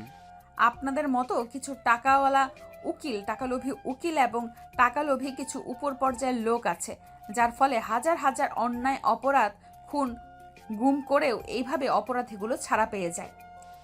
দেখেন, আপনি কিন্তু আমার শ্বশুরের সুন্দর, ন্যায়পরায়ণ, সুযোগ্য ব্যক্তিকে আঘাত করতেছেন। আমি কিন্তু আপনার নামে মানহানির মামলা করব। এই উকিল গলার নিচে করে কথা বল, এর ওনার কাছে মাপচা ব্যবহারের জন্য। আচ্ছা ভাই, আপনার এক কথাতে আমি সব বলতে পারি। ম্যাডাম আমাকে ক্ষমা করবেন, আপনি আমাকে ক্ষমা না করলে ভাই আমাকে ক্ষমা করবে না। আপনার পা ধরলেও ধরতে রাজি আছি, আপনি আমাকে মাফ করবেন।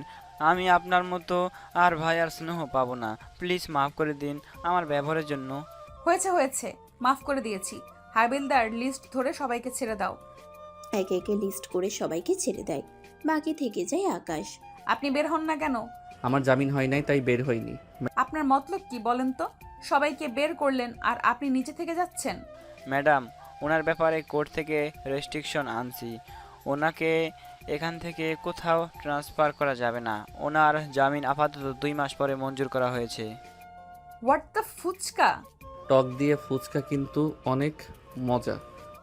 প্রতি উত্তরে সোনালিকা আকাশের দিকে ভ্রুকুচকে তাকায়। এরপরে আকাশ রবির কানে কানে বাইরে সবাইকে কন্ট্রোলে রাখার সকল কিছু বলে দেয়, যেভাবে তার এখানে থাকা অবস্থায় বাইরে সবাইকে বুঝিয়ে বলতে হবে, যাতে বিশৃঙ্খলা সৃষ্টি না হয়।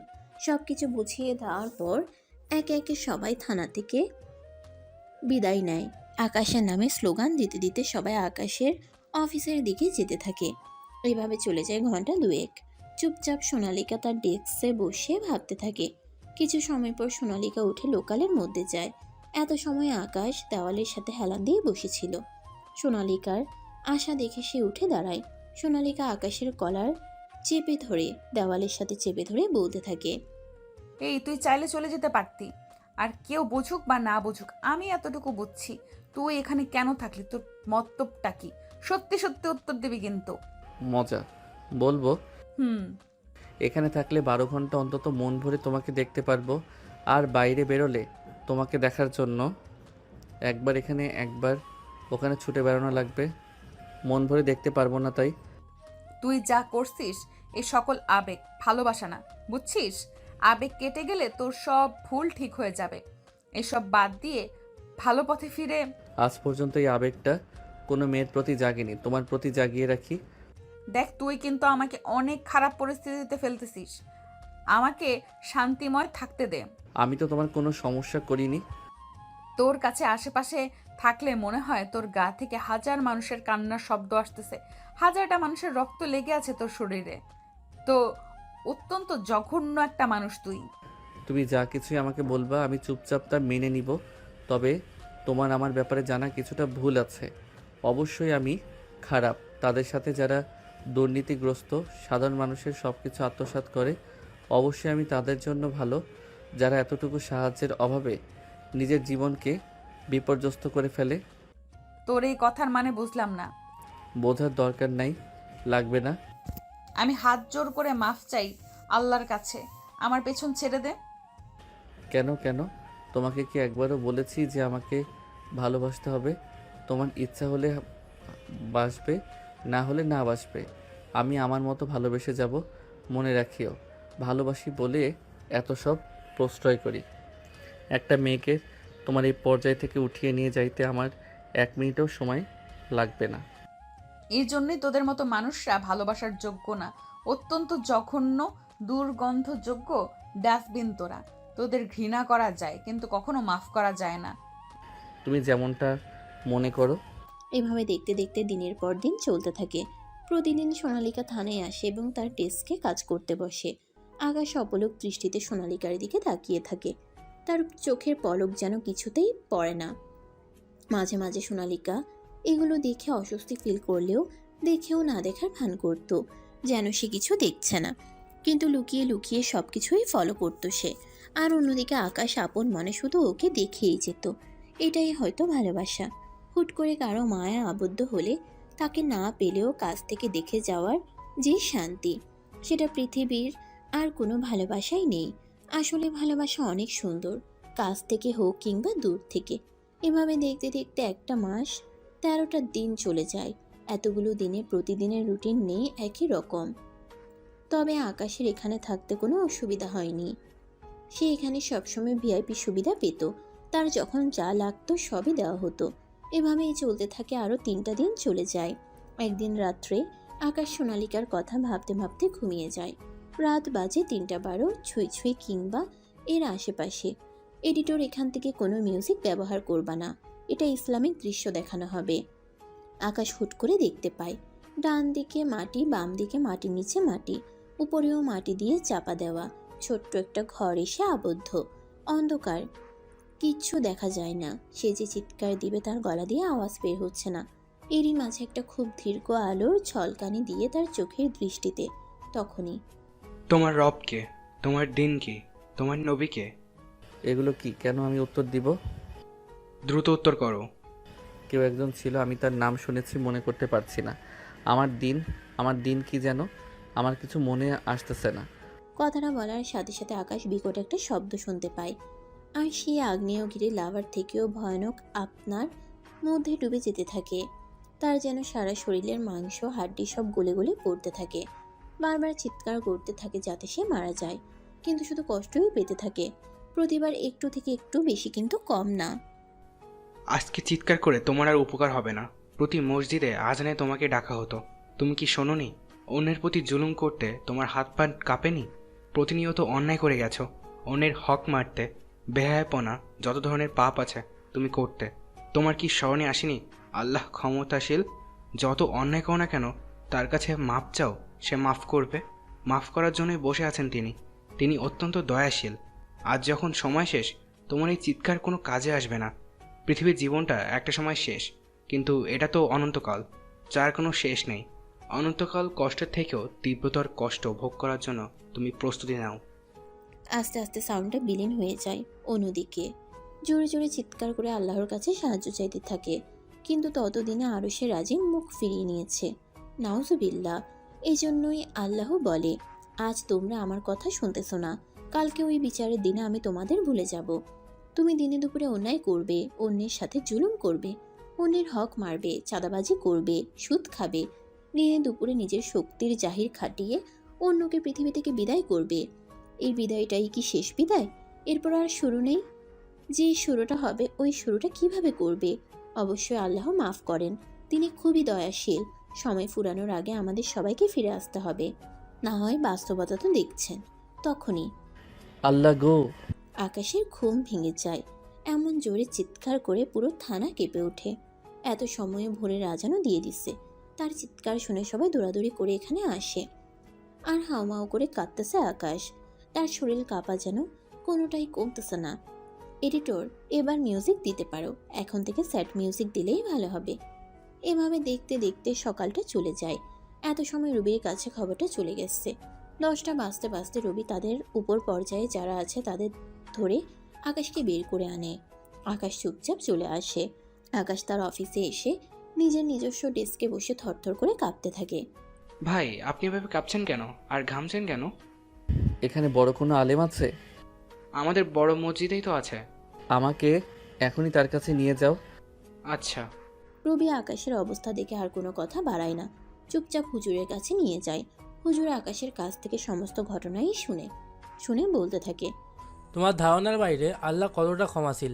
তিনি তোমাকে অনেক ভালোবাসে, হয়তো তার পথে তোমাকে ফিরিয়ে আনতে চাই। তাই তুমি স্বপ্নে দেখেছো, যা করছো তওবা করে তার পথে ফিরে এসো। আল্লাহর দরজা সবসময় খোলা সবার জন্য।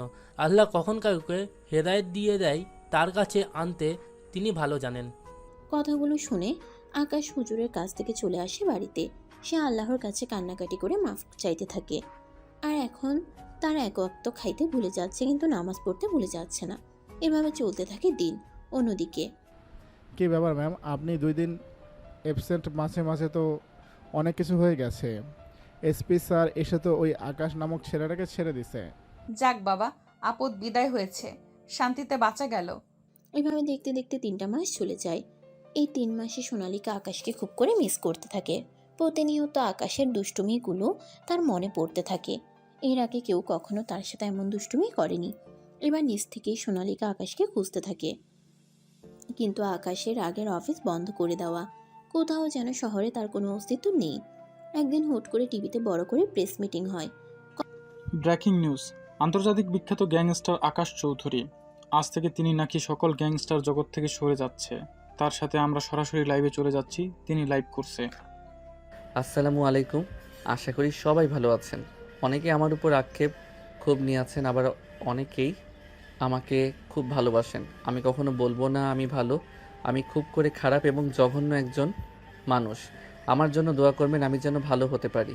আমি আমার জীবনে আপনাদের সাথে নিজের ইচ্ছায় অনিচ্ছাকৃতভাবে যদি কোনো অন্যায় করি, পাপ করি, তার জন্য আমি ক্ষমা প্রার্থী। আমি হাত জোর করে আপনাদের কাছে মাফ চাচ্ছি। আমাকে আপনারা মাফ করে দিবেন। যদি আমি অসহায় মানুষের জন্য লড়ে যেতাম, একজনের উপকার করতে গিয়ে অন্যজনের ইচ্ছাকৃত বা অনিচ্ছাকৃত ক্ষতি হতো। আবার নিজের জন্য অনেক ক্ষতি হয়েছে মানুষের, যা আমি উপলব্ধি করতে পেরেছি। আজ থেকে আমি সকল গ্যাংস্টার জগৎ থেকে সরে যাচ্ছি এবং গেলাম। এটাই আমার শেষ বিদায়। এবং আমার গ্যাংস্টার জগতে যারা শত্রু আছে আমি সবাইকে মাফ করে দিচ্ছি। আমাকেও আপনারা যদি কোনো অন্যায় করে মাফ করে দিবেন। আমি জীবনটা আমি সাধারণভাবে চলতে চাই। আশা করি আপনারা কোনো সমস্যা করবেন না। এবং আমার আন্ডারে যারা ছিল সবাইকে আমি যার যার মতো বাকি জীবনের ব্যবস্থা করে দিছি।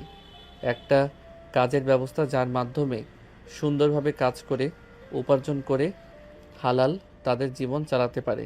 আপনারা জানেন বা জানেন না, ঢাকায় এসএফ নামে যে শাখাগুলো এতিমখানা চলতো 15টা, ওইগুলো আমি নিজে চালাতাম। যদিও এগুলো আমার নামে ছিল, আমি নিজ নিজ এতিমখানার নামে সম্পত্তি হস্তান্তর করে লিখিত করে দিছি। আজ থেকে জায়গাগুলোর মালিক আমি না, সাধারণ অসহায় এতিম বাচ্চাগুলো ওই জায়গাগুলোর মালিক। এবং আমার যা সম্পত্তি আছে তা আমি এদেশের অসহায় সাধারণ মানুষদের সব দিয়ে যেতে চাই। আমি আমার সম্পত্তিগুলো বাংলাদেশ সেনাবাহিনীর হাতে তুলে দিব। আশা করি তারা যত্নের সাথে সাধারণ মানুষের গরিব দুঃখীর মাঝে পৌঁছে দিবে। এবং আমার ভুলগুলো কি আপনারা মাফ করবেন। এখন যদি কেউ থেকে থাকেন যে আমার কাছে পাওনা পাবেন, দয়া করে আমার কাছে আসবেন, আমি তার পাওনা বুঝিয়ে দিব। ভয় পেয়ে মনে মনে রেখে কিন্তু আসবেন না, এমন করবেন না। আমি আপনার ভাই, আমি আপনার পাওনা দিয়ে দিতে চাই। আপনাদের হাত পা জড়িয়ে ধরি, আমি কি এই দুনিয়াতে ঋণমুক্ত করে দেন। মৃত্যুর পরে আমি আপনাদের দেনা দিতে পারবো না। কথাগুলো বলে আকাশ হাউমাউ করে কাঁদতে থাকে লাইভে। যতগুলো মানুষ লাইভ দেখতেছিল তাদের চোখের কোণাতে এক ফোঁটা অশ্রু যেন বয়ে যায়। এরই মাঝে আকাশ লাইভ শেষ করে দেয়। এখানে পরিসমাপ্তি ঘটে এক ভয়ানক গ্যাংস্টারের শুরুটা হিংস্রভাবে হলো, শেষটা চোখের পানি দিয়ে।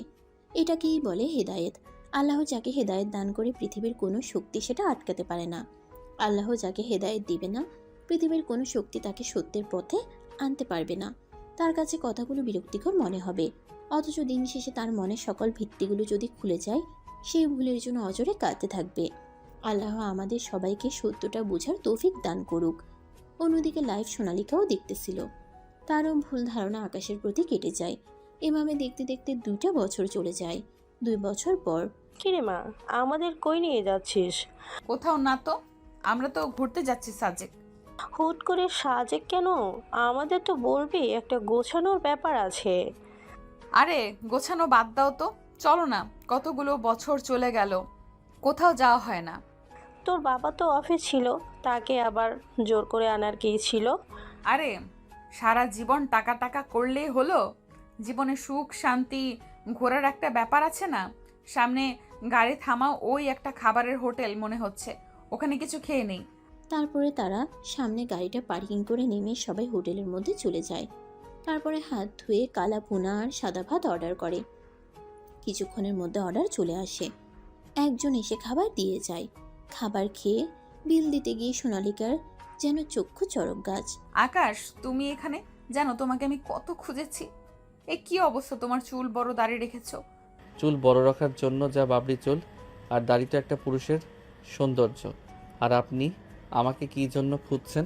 তোমাকে কি জন্য খুঁজছি বুঝছো না তুমি? আস্তাগফিরুল্লাহ, দয়া করে আমার সামনে থেকে সরে যান।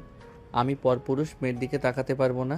যে ছেলে আমাকে দেখার জন্য মাসের পর মাস জেলে পড়েছিল, আজকে সেই ছেলের বিরহে আমি পাগল। আর ওই ছেলে আমাকে সামনে দেখেও দেখতেছে না। দেখেন, আপনি যে ছেলেকে চিনতেন ওইটা আর বর্তমানে এটা সম্পূর্ণ ভিন্ন। যাই হোক, এখানে কি করো তুমি? সব কিছু ছেড়ে বাবা মাকে নিয়ে নিরিবিলি একটা জায়গায় চলে এসেছি, যেখানে আমাকে কেউ চেনে না। এই ছোট্ট হোটেলটা দিছি, সবাই এদিক দিয়ে যায়, মাঝে সাঝে খাই এখানে। আল্লাহর রহমতে ভালোই বেচাকেনা হয়। আমাদের রিজিকের ব্যবস্থা খুব ভালোই হয়। মা ঘরোয়াভাবে রান্না করে, আমি আর বাবার সাহায্য করি। আর একটা ছেলেকে রেখেছি, ও টুকিটাকি কাজ করে। ওর পরিবারও আমার মাধ্যমে আল্লাহ ডাল ভাতে রিজিকের ব্যবস্থা করে দিয়েছে। তা এখানে রেস্টুরেন্ট না দিয়ে ভালো জায়গায় দিতে পারতে। দেখেন, এটা রেস্টুরেন্ট না, এটা হোটেল। বড়লোকদের খাবার যেখানে বিক্রি হয় সেটা রেস্টুরেন্ট বলে, আর গরিবদের খাবার যেখানে বিক্রি হয় হোটেল। আমার হোটেলটা সাধারণ অসহায় মানুষের জন্য। তোমার এই পরিবর্তন আমার অনেক ভালো লাগে। আচ্ছা, আঙ্কেল আন্টি কোথায়? আম্মু আব্বু বাইরের দিকে। আব্বু আম্মু আসো, আমি যে আকাশের কথা বলতাম না, এটাই সেই। দেখো তো, বোঝার উপায় নেই। যে ছেলেটা এত সময় হাজার হাজার কোটি টাকার মালিক ছিল, আজকে তার এই সাধারণ জীবনযাপন সত্যি ভাববার বিষয়। আর সবার দ্বারা এসব হয় না। আম্মা আম্মা আমার। দেখো বাবা, কি মনে করবে জানি না, আমি আর দেরি করতে পারবো না। এই 2টা বছর আমার মেয়ের আমি আর্তনাদ দেখছি। কোনো ছেলের জন্য আমার মেয়ের বিয়ের জন্য আমি তোমার কাছে প্রস্তাব রাখছি। তুমি কি আমার মেয়েকে বিয়ে করবে? দেখেন, এসব ব্যাপারে আমি কিছু জানি না, আমার বাবা মা জানে। তারা হ্যাঁ বললে হ্যাঁ, না বললে না, এর বাইরে কিছুই না। আর তাছাড়া আমি কোনো পুলিশ মেয়েকে বিয়ে করতে পারবো না। বর্তমান পুলিশের হাত ধরে সব থেকে বেশি অন্যায়। আরে পাগল, আমার যেদিন তোমার লাইভ দেখেছি তার পরের দিনই আমি চাকরি ছেড়ে দিয়েছি। যে পোশাক নিয়েছিলাম মানুষের উপকার করতে, তার বদলে উপর মহলের প্রভাবে শুধু মানুষের উপকারের সাক্ষী হতে হচ্ছিল। চাইলেও কিছু করতে পারছিলাম না, তাই রাগে ক্ষোভে ঘৃণায় ছেড়ে দিয়েছি। কথাটা শুনে আকাশ একটা মুচকি হাসি দেয়। এরই মাঝে আকাশের বাবা মা চলে আসে। সোনালিকার বাবা মা আকাশের বাবা মায়ের কাছে বিয়ের প্রস্তাব দেয়। প্রথম দিকে বড়লোক জায়গা দেখে রাজি হচ্ছিল না তার মা বাবা, কিন্তু সোনালিকার জোড়াজুড়ি কান্নাকাটি এবং তাদের বাবা মায়ের অনুরোধ দেখে তারা রাজি হয়ে যায়। তারপর কিছুদিন এভাবে চলে যায়। কিছুদিন পর ছোট্ট করে ঘরোয়াভাবে তাদের বিয়ে হয়। বিয়ে শেষে মসজিদে খেজুর ছিটানো হয়। তাদের বিয়ে শেষ করে আজ তারা বাসর ঘরে। কি ব্যাপার হিরো সাহেব, তোমাকে আগের থেকে এখন অনেক হ্যান্ডসাম লাগে জানো। মাশাল্লাহ, তোমাকে পেয়ে আমি অনেক লাকি। অজু করা আছে? না, দাঁড়াও, অজু করে আসি, তারপরে আমি অজু করে আবার রুমে প্রবেশ করি। চলো দুজন একসাথে 2 রাকাত নফল নামাজ পড়ে আল্লাহর কাছে আমাদের নতুন জীবনের উদ্দেশ্যে সাহায্য চাই। আমরা যেন একে অপরের মৃত্যু পর্যন্ত হাত ধরে বাঁচতে পারি। অনেক সুখে যেন আমাদের জীবনটা পার হয়। চলো আমরা আমাদের নতুন জীবনে পদার্পণ করি। তারপর আমি আর আকাশ ভালোই ভালোই নামাজ শেষ করে মোনাজাত করি।